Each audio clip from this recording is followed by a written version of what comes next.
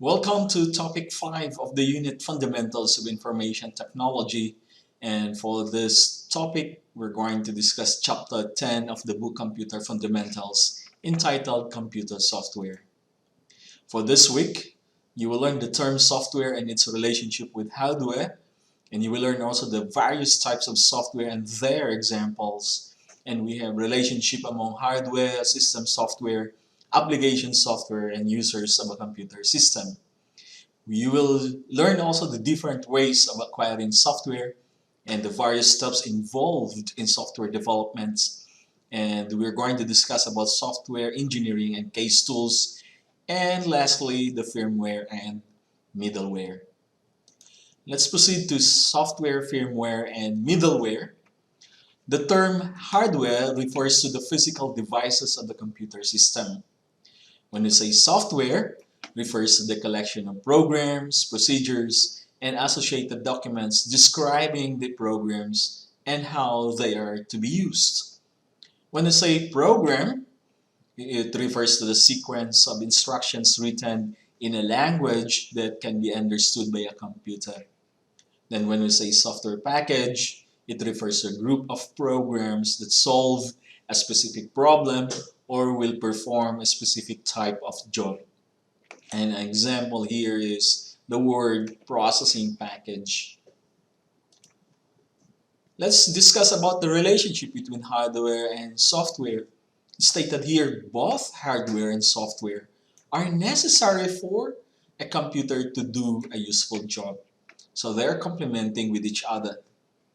So same hardware can be loaded in different software to make a computer system perform different types of jobs. Then we have here types of software. Take note of the two. The first one is system software.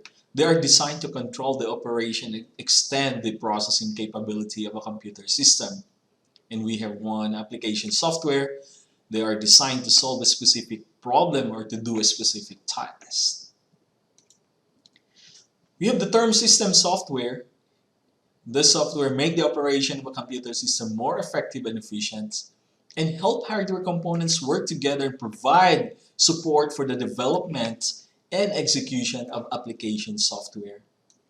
So the programs included in a system software package are called system programs, and the programmers who prepare them are called system programmers. So examples here of system software are operating systems like Windows, we have Linux, we have Mac, and we have iOS, and we have Android, and programming language translators, and we have utility programs and communications software. When I say application software, this type of software solve a specific problem or to do a specific task, and the programs include the application software package are called application programs, and the programmers who prepare them are called application programmers. What are examples of this? We have word processing, we have inventory management, we have preparation of tax returns, banking, and many more. So look at this diagram. It will show you the relationship of the system architecture. We have the hardware. These are, again, the physical devices, the components of the computer system. Then inside the hardware, we have system software that constitute the operating and programming environment of the computer system. And we have application software to do specific tasks or solve a specific problem. And of course, hardware as software will be utilized by the users. So we are going to interact with the system via the user interfaces provided by the application software. Let's have the term firmware. Firmware refers to a sequence of instructions substituted for hardware.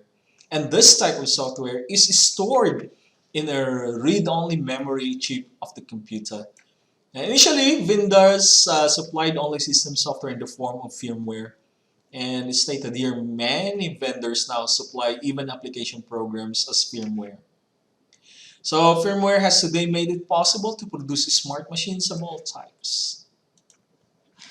When I say middleware, we have here, it is defined as a set of tools and data that helps applications use network users and services. So the software layer is known as middleware because it sits in the middle between the operating system and applications. So we have here another idea. We have two-tier client-server architecture.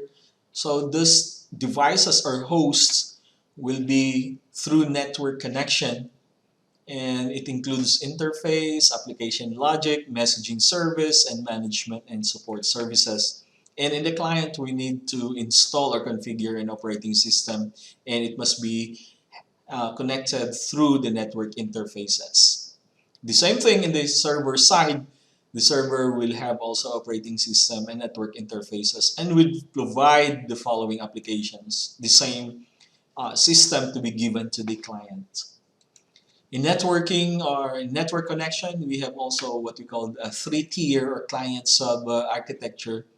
The same in the client side, we have application software, and there are middleware services that includes APIs. Kindly search on this, put it in your summary note, what is API, and there will be operating system also and network interfaces which will provide connection to the server.